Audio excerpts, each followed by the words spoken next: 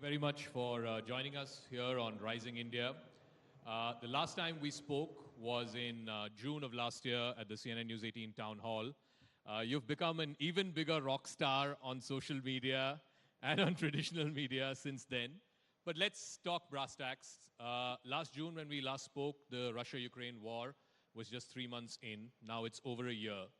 Did you expect this war to continue this long? And how has it changed global geopolitics? How has it changed your job in the last year?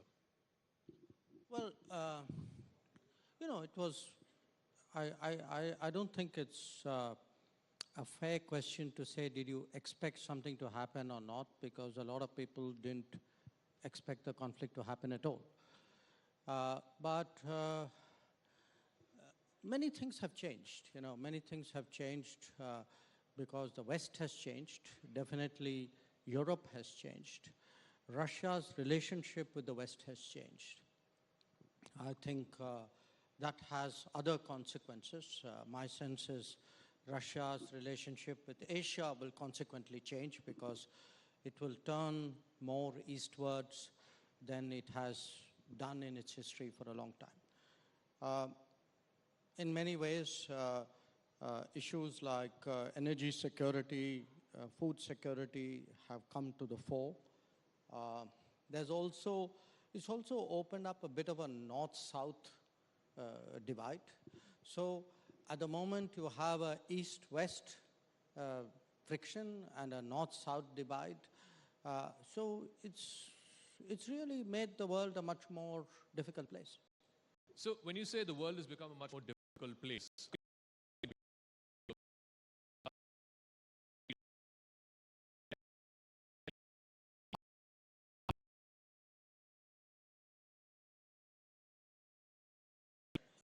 we are, to a great extent, the voice of the global south because I think, one, there is a natural empathy from our similar history, but also because we have made an effort.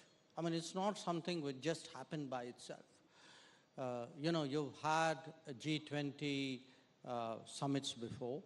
To the best of my knowledge, no other country said, okay, we are 20 countries round the table. There are 180 countries which are not round this table. So should we make an effort to find out what their expectations are of us? I think, to the best of my knowledge, we are the first country to have done that. And we actually, starting with Prime Minister himself and, 5 of us, including Piyush who was here before me, we all spoke to our counterparts. We actually consulted 125 nations with this one question, which is we're going into G20, so tell us your key concerns and what is it we can articulate. That's one part of it. I think the other part of it is also we have in this whole period since February 24th last year, we have tried to press for you can say a return to peace, a return to negotiations. Yeah. In that sense, we have taken an independent position. I wouldn't say we're the only ones, but we certainly are among the more prominent ones. I do believe there is a real body of opinion out there, including in the G20. Mm-hmm. I would say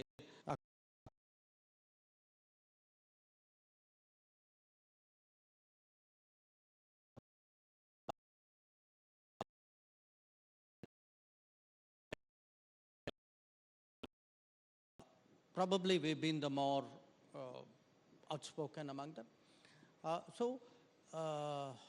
Both in terms of the north-south divide as well as the east-west polarization, I think we have tried to be the bridging force there. And the world needs somebody like us.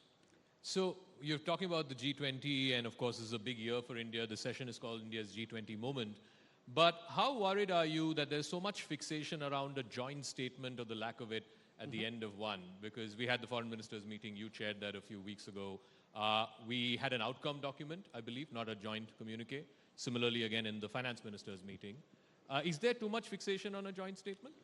Well, let me speak about the one which Sure. I chaired.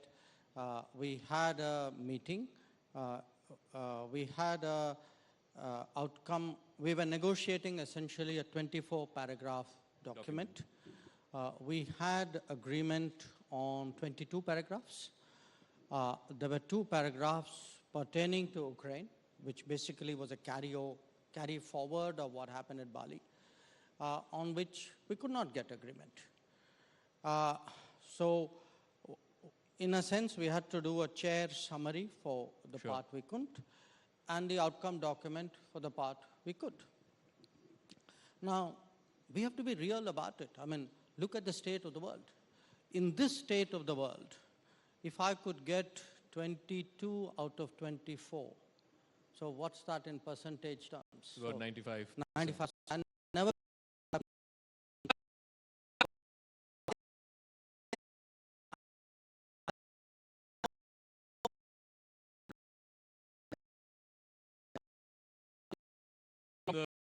In the services, you went to a top university. well, we'll put that aside. We'll park that aside. So, no, but look, my point is what we really managed to do in the G20. I agree with you that one shouldn't be textually obsessed, though text does matter. Sure. I think our real contribution was to get the G20 back to the G20's real business. The G20 is not the UN Security Council. It's not the primary forum to debate international peace and security. I'm not saying international peace and security doesn't matter or doesn't have economic consequences. They do. But if you look today at the world, there are serious issues for the world to worry about. Food and energy security, green financing, Agenda 2030, trade issues, debt issues. We actually got something very novel for G20 to look at, and which I would like to build on, which is something called global skills mapping. That where are the skills in the world and where is the demand in the world? And they are in 2 different geographies. Yeah. So how do we actually put that together? I think that's a very interesting avenue that we have opened up for the G20. So the original mandate of the G20 was global growth and development. Now last year, because of the Ukraine conflict, I think the conversations went in the direction we would like to see.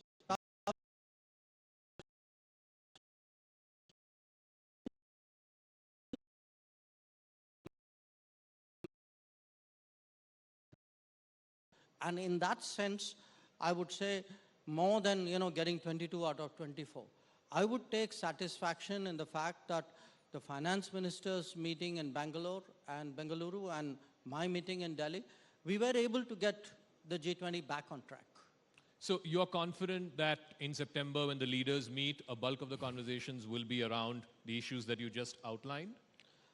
I would say yes, that should be the progression. Every G20, there is a strong element of continuity. And there are some new ideas which come in. My sense is that you would see some ideas come in as well. Probably a bit early, may take a few meetings more for that to move. But I would certainly hope that by September, we would have a G20 leaders meeting which would look at the crucial issues pertaining to global growth and global development. Sure.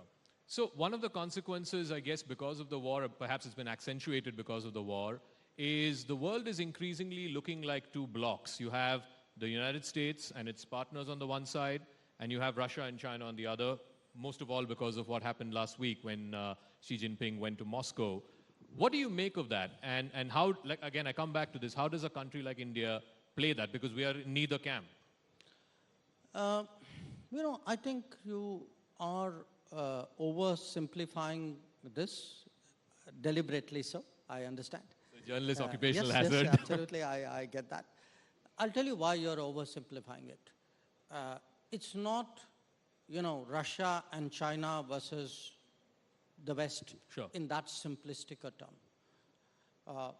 After all, the primary partner, economic partner of China is the West, and the primary economic partner of the West is China. So they have an enormous amount of economic interface there. Where Russia is concerned, I would actually go back to my initial point, which is, I think one of the natural consequences of the Ukraine conflict is that Russia, a Eurasian power which has historically looked much more towards Europe, today finds its relationships with the West very, very difficult. So that Russia is inclined in many ways, therefore, to turn much more to the Asian side of Russia. Yeah. So I would predict fairly safely, and I think the numbers this year already bear me out, that you will see an intensification in Russia's relationship with Asia as a whole. Now, you spoke about Russia, China, but I would suggest to you that many other countries in Asia, maybe not economically all of the same size, but there are some fairly consequential economies. We would number one of them. And my expectation is you will see actually Russia also show that much more interest in developing its cooperation with India.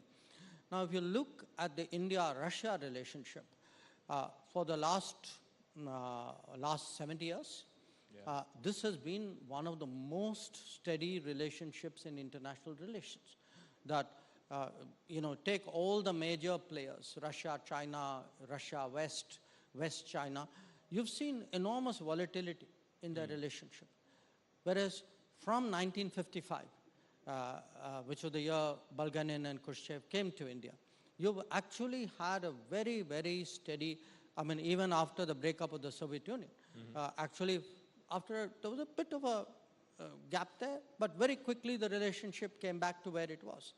So I do think that, yes, you will see a change in Russia's posture and priorities, but I think for India, this is also in many ways an opportunity to grow its relationship, because our relationship with Russia has been very, the bandwidth is very narrow. It has been mainly defense, nuclear and space. The trade relationship with Russia historically has been not historically, at least in the last 2-3 decades, has been very, very narrow. And you can see that grow. So, but when now, particularly when European countries say that, before the start of the war, Russia was supplying India less than 1% of your oil requirements, suddenly Russia is your top oil supplier, what do you say to that? I'd say the market is the market.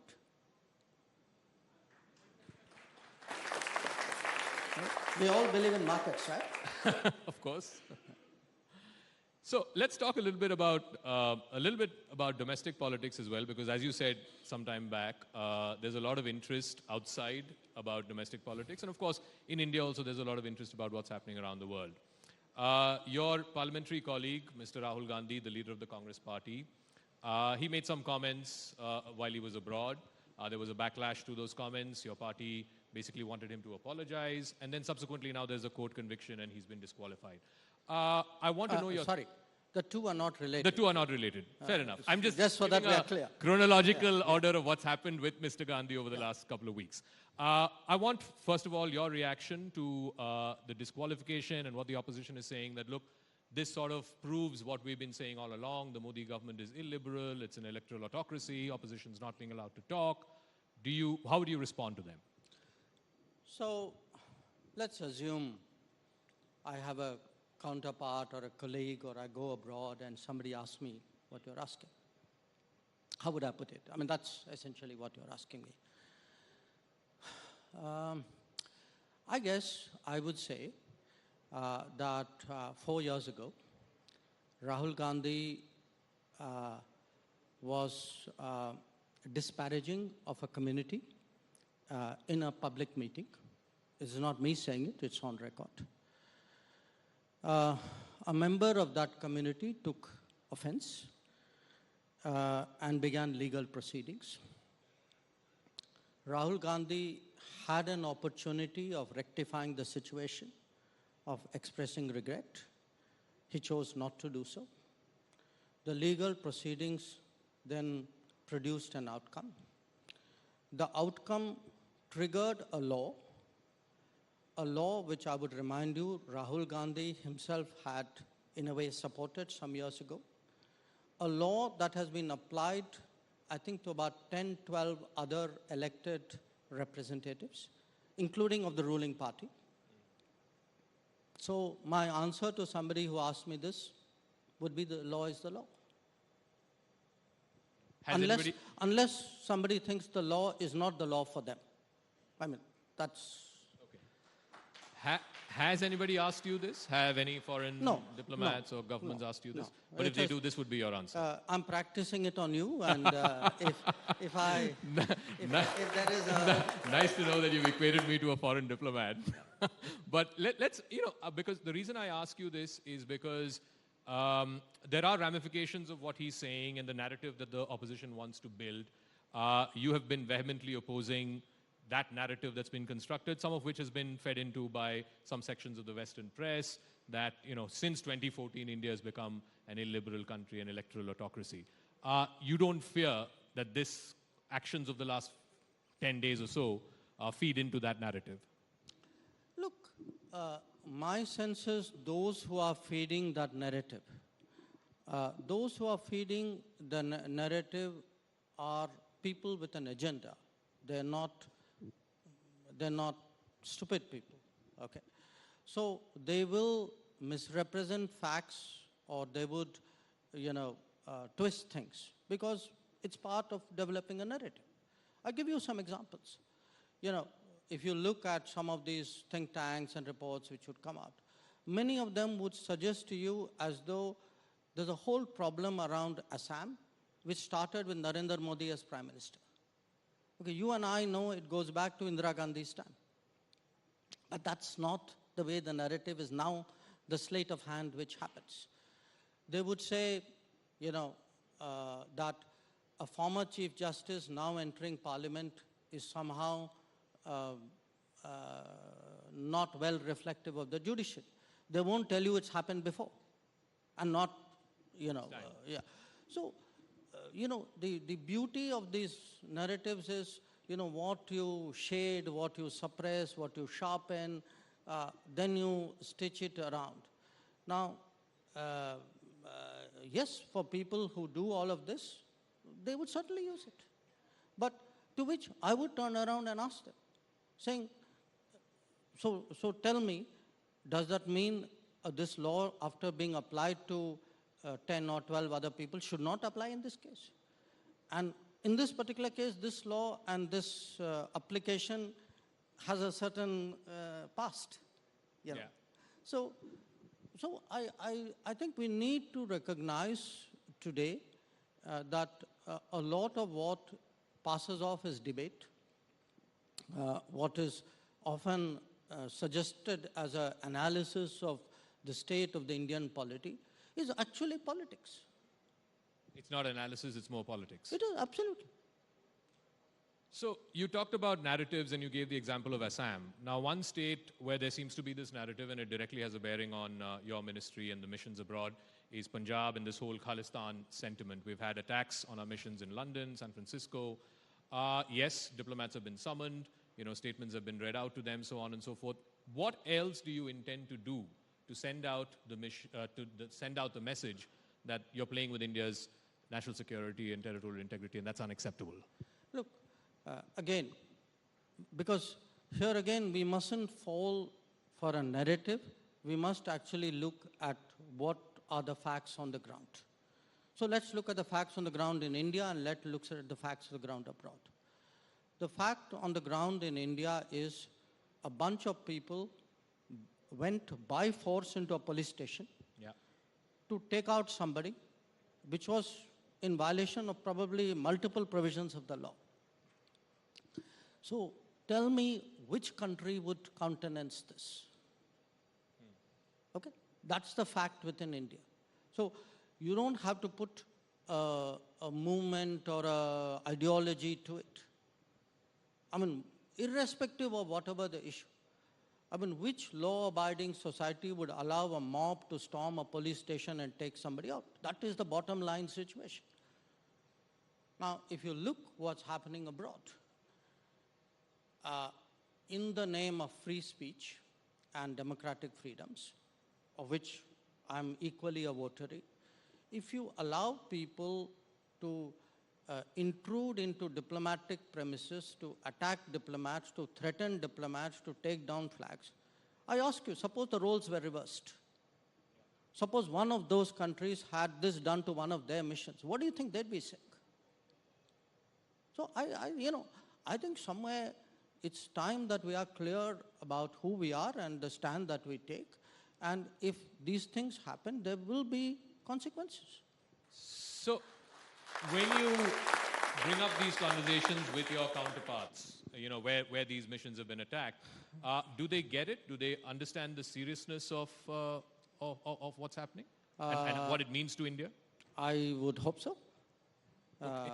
I would hope so. I think by and large, you will not disagree. I do communicate fairly clearly. We'll give you that much. And I think so do our ambassadors and my colleagues in the foreign ministry. I think we've been very, very straight with the few countries where these incidents have happened. I don't think they have any doubt about where we stand on this matter. All right. You say so. Ambassadors are very clear where we stand on these issues. One of the incoming ambassadors, a good friend of yours, Mr. Garcetti, in his Senate confirmation hearing, apparently said that human rights was his major in college and he intends that to be very much part of the conversations when he lands in India. और आपने कहा कि उनको प्यार से समझा देंगे. प्यार से समझाएंगे इस मंच को कि क्या बोलेंगे आप उनको? नहीं, उनको आने दीजिए ना. No, I think he should, it's certain things in our profession are best done between us. So we will leave it at that. Okay. But I 100% प्यार से होगा. प्यार से बुलाएंगे. So let me, talking about प्यार से समझाएंगे, I want to come back to the Rahul Gandhi question because, you've interacted with him in whatever limited fashion because, you briefed the Parliamentary Committee on External Affairs. He's a member. And he had recently said in England, while he was in England, that he drew this analogy between Ukraine and Ukraine and Arunachal. And he also said that I said this to the minister, and the minister said it's a ludicrous idea. Your comments on that, did that happen? Do you? And the minister said what? That it was a ludicrous idea. Ludicrous. Okay. Ludicrous idea. Okay. And also I want your general impressions of him because you've interacted with him, you briefed the members. Look, we are not by etiquette and I guess by rules supposed to discuss in public what happened in a consultative committee meeting. So if he referred to it, in my view, he should not have.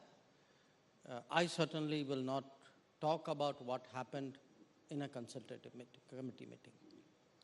But let's look at the substance of the issue, because he has said that on public record. Forget about the fact that there was a consultative committee meeting for a moment. The comparison is between what China did vis-a-vis India in 2020 and what is happening today in Ukraine. Okay. What is today happening in Ukraine, if you follow the two sides, one would say that they are threatened by the expansion of NATO and the character of the regime in Ukraine. And the other one would, the Western countries would say the Russians have ambitions, expansionist designs, whatever it is. What is the analogy between that and India-China? I mean, what happened in the border, which, by the way, is, in my view, completely indefensible. So don't get me wrong there. That has nothing to do, there's no NATO in play here. There's no regime character in play here. Uh, so I just don't see the comparison. So tell me, since you mentioned China, where are we on this, the border confrontation that happened? I mean, I believe out of the 7 odd points, 5, there has been disengagement, 2, there is still no disengagement. Just a broad understanding that, do you believe this has gone beyond the remit of army commanders? This has to be a political sort of dialogue and eventually moving to resolve the situation? Look, first you have to understand what is the nature of the problem. The nature of the problem is that two militaries who generally were not 24/7 deployed at or on or very close to the LAC have done so to a great degree after May of 2020. Because pre-May of 2020, both militaries were primarily located in the depth areas where they had permanent bases, and then they would patrol out into the LAC.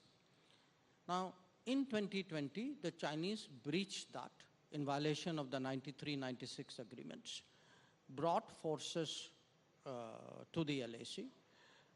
Obviously, we countered it. They stayed there, we stayed there. So as a result, you have a very, very intricate situation of very multiple close-up deployments, which by common sense sort of military assessment is a very dangerous situation to be. And that danger, of course, was, we had to caution them.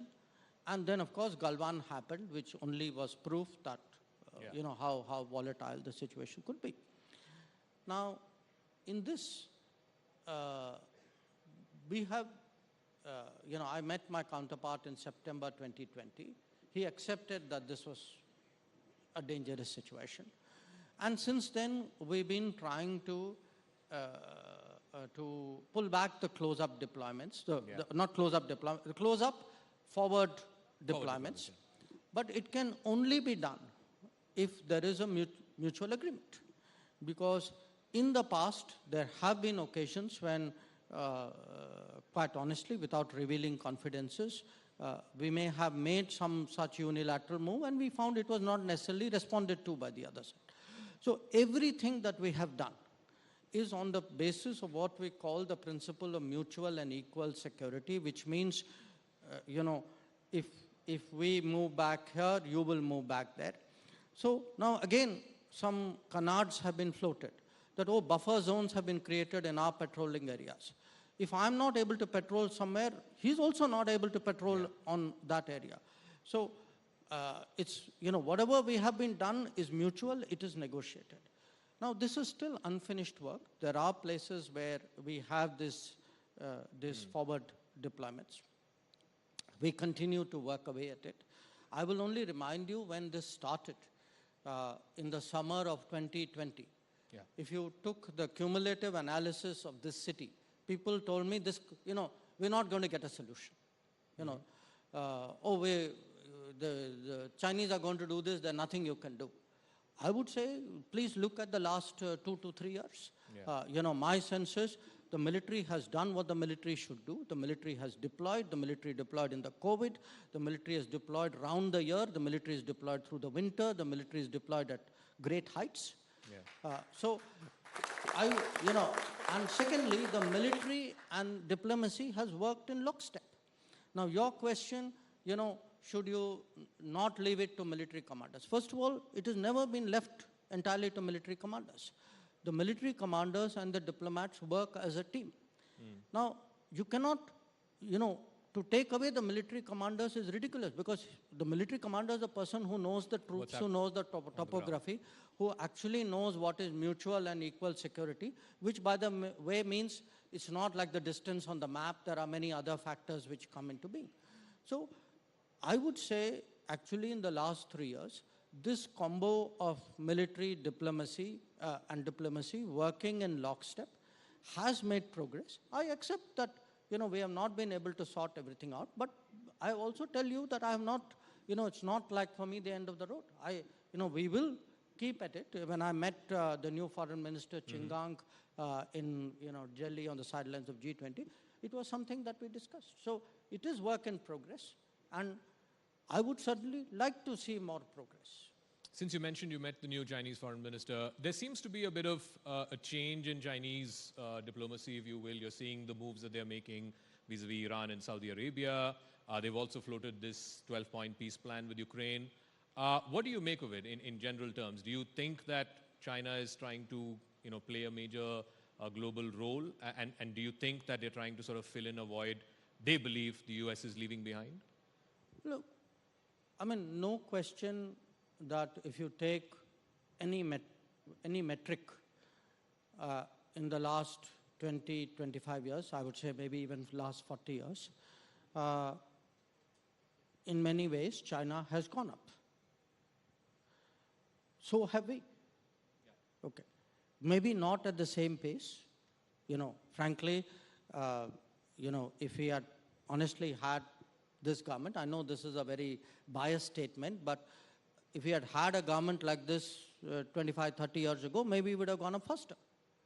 But at least today, if you look at the progress in the last decade, do also see that just like China's reach and influence and equities grow, ours too are growing. But in this particular case, what you are mentioning, I think you have a very complex regional problem in which obviously China is involved. The parties have found China useful in whatever that they are doing. And that is something which is a fact. Do we recalibrate? Because we have huge energy requirements from there. We have a huge diaspora there. Is there any ramification for us? Why do I need to recalibrate? I mean, how is this in any way affecting my relationship with Iran and my relationship with the Saudis? I mean, both relationships are doing well. Both relationships in the last 10 years have got much more attention than they got in the previous 20 years. And their governments understand that. So I'm doing quite well there. Thank you. So, since you mentioned that, just as China's equity has grown, so has India's, would India want to attempt to try and play peacemaker between Russia and Ukraine?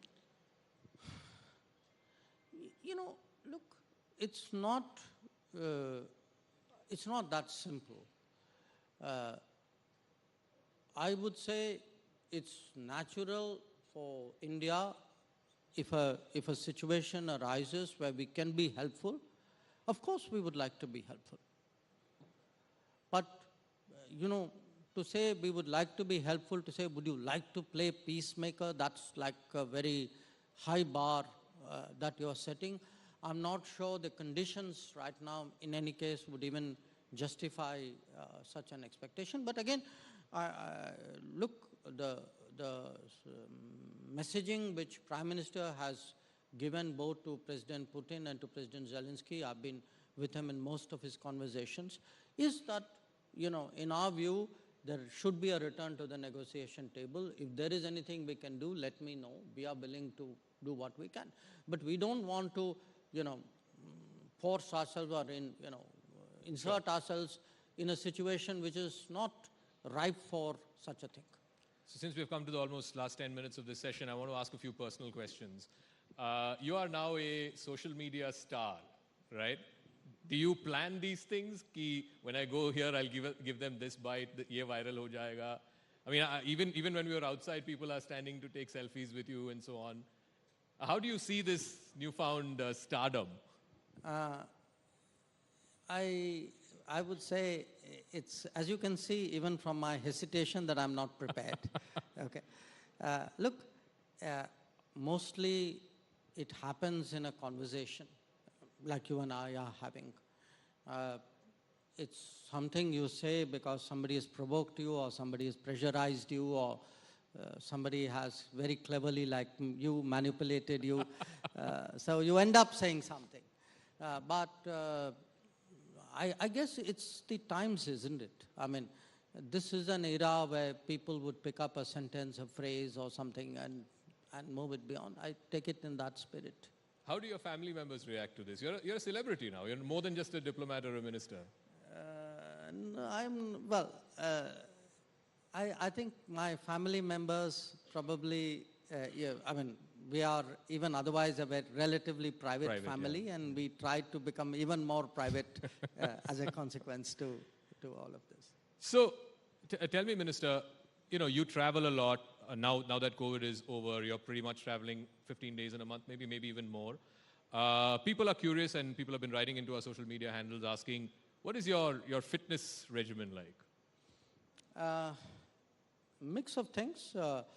Mostly, I mean, I do make an effort to stay fit, because if I don't, I'd be dead. I mean, given the travel and the time zones and the meal schedules you have. So I try to stay fit. I play 2 racket sports, squash and badminton, when I'm in Delhi. When I'm on travel, I actually started doing yoga about a decade ago. So that's kind of helpful. If I can find a gym, I'd go there. But I tell you, it's not just a question of being fit. I have realized that fitness is a kind of a prerequisite for a competitiveness. If you're feeling lousy about yourself that morning, you're not going to be all there. You're not going to give your best performance. You're not going to give that sharp reply or whatever.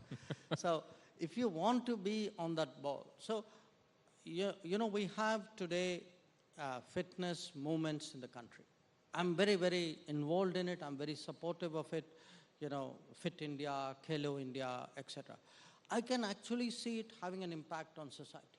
That if I were to look at the last decade, where in the last decade, I would suggest to all of you, our fitness awareness has grown tremendously in this country. It's grown particularly with young people. And we have today, even if you take a sport, we said, okay, take cricket. But we'd say, whatever you might say, this is the fittest Indian cricket team. And you can see it in other ways. You look at our sports performance. It was boxing last week, 4 goals that we won, or badminton, or even the women's cricket. I don't know if you followed it. And it's a kind of a mindset which comes along with that fitness. So I feel people are more assured, they are more confident. So to me, we in politics we use this phrase of a new India. To me, a new India is a more fit India, but a more competitive India. So it could be sports, it could be the way you rise to a crisis like we did to COVID. It could be the confidence with which you would say, do something on the tech side, do a 5G stack or a covaxin. It's a package out there. And I need that package for my sharpness. Because of the demands of the job, sure. Since you mentioned sport, I know you're also a big cricket fanatic. Do you have a favorite cricketer, and who? Favorite, it's hard to give you a single name. So if you'll permit me multiple choice answers, I would say yes. If I were to pick 3 people really top of my head, definitely Virender Sehwag. Okay. He's attacking, he takes the game to the opposition. It's a bit like what you do in diplomacy. I would say Dhoni, no question. But for this reason, he's always strategizing. I mean, even to the last ball, you can see, and that's like how to be cool under pressure. And maybe here, another degree of some self-identification, maybe Jimmy Anderson. Jimmy Anderson. For the reason,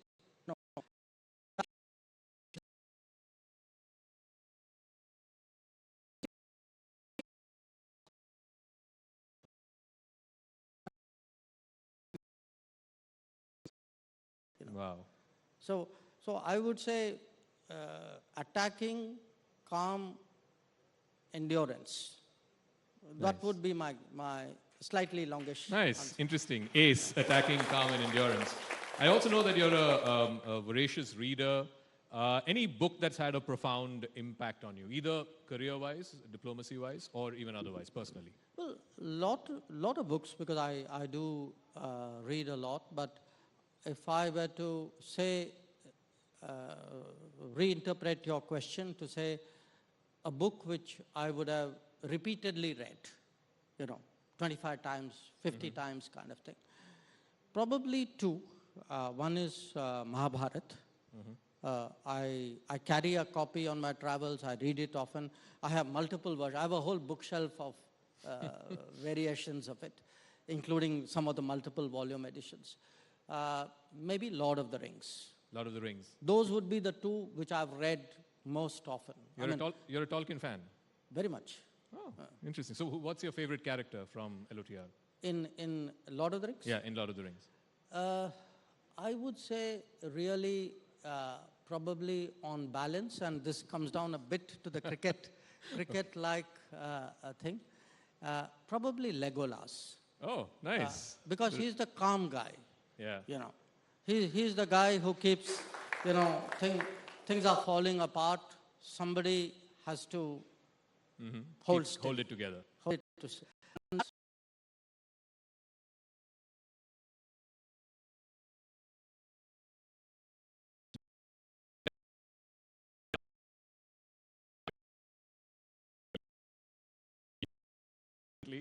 Gave him a bit of a poke. Is there any favorite album, favorite artist? No, look, we were a household. My interest in international relations actually came out of music. Came through music? Yeah. How because so? when I was very young, first my grandparents and then my parents brought international music home. Through records, nice. and then encouraged, we used to listen to radio and all that. So for me, when I first thought about the world, I first thought about the world in terms of the music that I heard from the world, to some extent the books that you got. So it was, this was a time when there was no TV, remember? Yeah, correct. Okay. So there was no TV, there was nothing which anybody modern would, anybody today, contemporary, young would identify as a connect with the world. Yeah. So it was largely radio, it was books.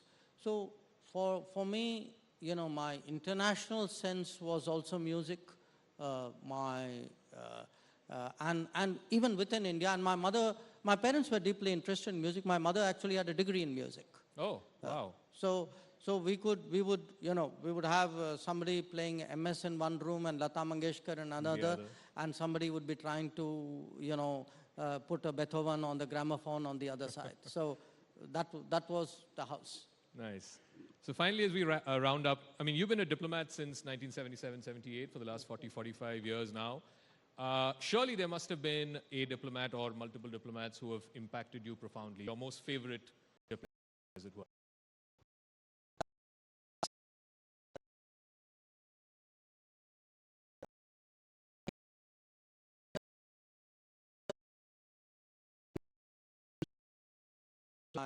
I actually dedicated my book, who really, you kind of are an understudy to somebody when you join. Yeah. And he was, I think, enormously helpful in shaping my early years. And this was a person called Arvind Dev. So in personal terms, I would say he is someone, a lot of my thinking, my sense of tutelage goes back to him. I had some very, very good bosses, who had the kind of legends of the Indian Foreign Service. There was a gentleman called Shankar Bajpai, who was our ambassador in Washington, Rasgotra, who was a foreign secretary. So I was Dixit, who was my boss in Colombo.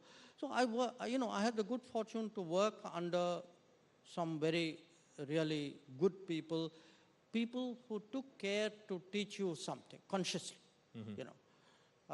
So I would say they would have impacted me, but there were a lot of people I would meet, of other ministers or other countries. Yeah. I'm old enough to have actually sat in a meeting with Andrei Gromyko and and separately with George Shultz. Oh. So when you actually see somebody like a Gromyko or a Schultz of that era All right. Now, this is my last question. Since you brought up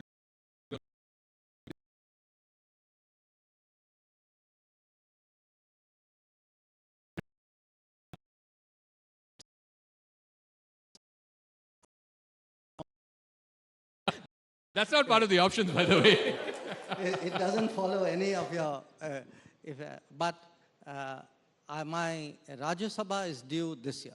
Oh, nice. So I would suggest watch my Rajya Sabha. Okay. Ladies and gentlemen, the External Affairs Minister of India, Dr. S Jaishankar. Well, that was a fantastic session. I think Dr. Jaishankar deserves a much rounder applause. And please, can we bring down the house? Wonderful to see so many people at the News 18 Rising India. Thank you so much.